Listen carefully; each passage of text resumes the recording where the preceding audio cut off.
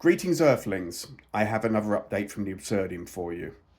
My updates are going to be fewer and further between because I'm now actually volunteering for the CJPME, as making these ranty videos isn't enough anymore. So I'm actually volunteering my time for Canadians for Peace and Justice in the Middle East.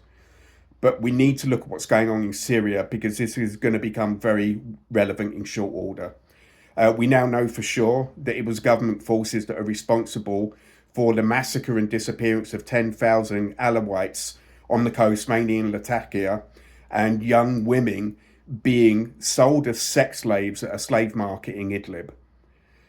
But now we have this, and we have confirmation that the wildfires on the coast are not accidental, it's arson. So Latakia's burning coast, sectarian purge masters wildfire under Syria's new government. This is in the cradle. Less than 4 months into its rule, Syria's interim government is under mounting pressure as each crisis, natural or security related, cast doubt on its ability to govern and maintain control. The recent fires that tore through northern Latakia were no seasonal accident. They broke out as the sectarian killings escalated and suspicions of state complicity grew. The blaze behind the purge. Never before in Syria had an armed group claimed responsibility for a natural disaster. That changed when Sarah Ansar al-Sunnah announced it was behind the fires that spread through the coastal region, explicitly stating that the arson attack led to the fire spreading to other areas, forcing the Alawites to flee their homes and causing a number of them to suffocate. That attack had sparked a rare public dispute between the interim government and Sarah Ansar al-Sunnah, while the ministry blamed ISIS and paraded an alleged cell. The group named a different perpetrator, Mohammed Zain al-Abidin Abu Uthman. Despite vowing to release confessions to back its version, the ministry has remained silent.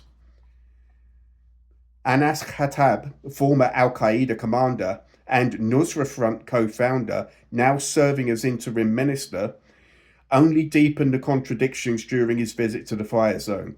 He insisted there was no evidence of arson, even as his own ministry investigated suspects. Khattab's refusal to acknowledge Saraya Ansar al-Sunnah suggests that Damascus still considers it a phantom, a position reinforced when ministry spokesman Nuruddin al-Baba publicly dismissed it as imaginary during a press conference after the church bombing, which again is connected to government forces.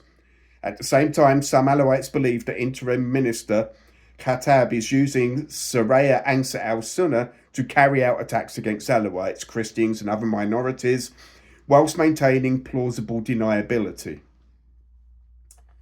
Now, this group is connected. I will leave the article for you. It's quite long. I don't want this video to get too lengthy because we need to discuss the fact that Al-Jilani is absolutely a Western proxy. You should be disgusted by David Lammy going there and giving the guy money. If you have people that fought in the military, you should be contacting your local MP because this guy's responsible for killing British servicemen and American servicemen in Al-Qaeda in Iraq when he was the member of the head of AQI. My cousin serves in the RAF. I'm not too pleased about this. Right. So, US Special Envoy Tom Barrack warns Syria will take Lebanon if Hezbollah does not disarm. Now, Hezbollah has said they'll disarm, but Israel has to leave first. And I think that's reasonable because if they disarm, Israel won't leave. Okay?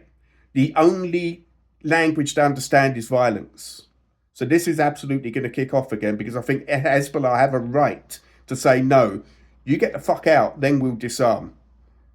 So, Barak tells the National that Lebanon is at risk of being taken over by regional powers unless it acts to address Hezbollah's weapons. Well, that sounds like a threat.